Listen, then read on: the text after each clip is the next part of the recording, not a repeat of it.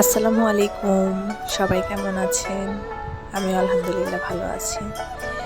বাড়ির পাশে ছোট্ট বিল, সেই বিলে মাছ ধরা হচ্ছে। এর ফাঁকে আমরা গাছ থেকে কিছু আম পেড়ে ভর্তা বানিয়ে নিলাম। কারণ মাছ ধরতে অনেক সময় বিলে পানি সেচ করে তারপর মাছ ধরাধরি হবে। এখনো অনেক পানি রয়ে গেছে, তাই ভাবলাম সেচ কাজ হতে হতে আমরা আমগুলো ভর্তা করে খেয়ে নিই। এই গরমের মধ্যে আম ভর্তা খুবই ভালো লাগে, তাই আমরা শর্টকাট পদ্ধতি ব্যবহার করলাম। আমগুলো বড় বড় করে চাক করে আমরা লবণ মরিচ দিয়ে মেখে খেয়ে নিলাম। খাওয়া শেষ করে আমরা আবার সেই বিল পাড়ে যাব মাছ ধরা দেখতে।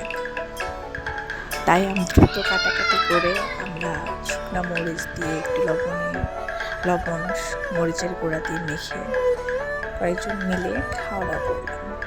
খাওয়া দাওয়া শেষ করে আমরা আবার বিলে পাড়ে যাওয়ার জন্য রওনা দিলাম। এই বিলের একটা অতীত রয়েছে।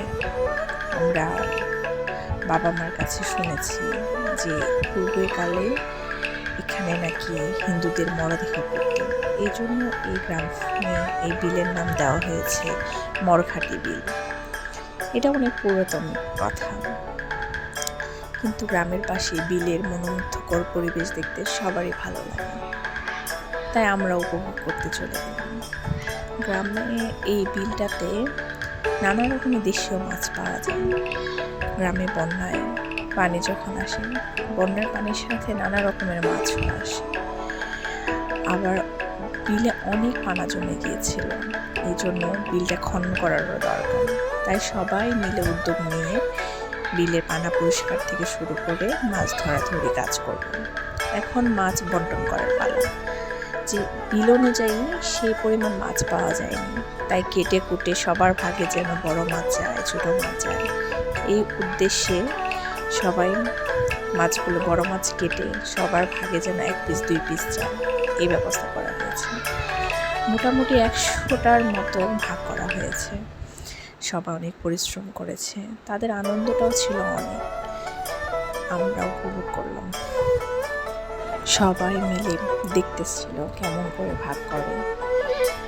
ভাগ করার শেষে সবার মাছগুলো নিয়ে বাড়ি ফেরার পালা।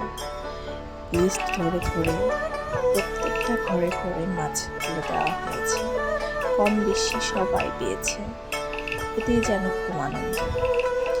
যারা পরিশ্রম করেছে তাদের মাঝে এই একটাই আনন্দ ছিল, ছোট মাছ হোক তাও আনন্দ যেন অনেক গুণ বেশি। তাই সবাই মিলে উচ্ছ্বসিতভাবে দেখছিল। গ্রামের লোকগুলোর মুখের দিকে তাকালেই বোঝা যায় কত সহজ সরল তারা। এবার মাছ ঘরে নিয়ে কাটাকুটির পালা। সবাই ভালো থাকে।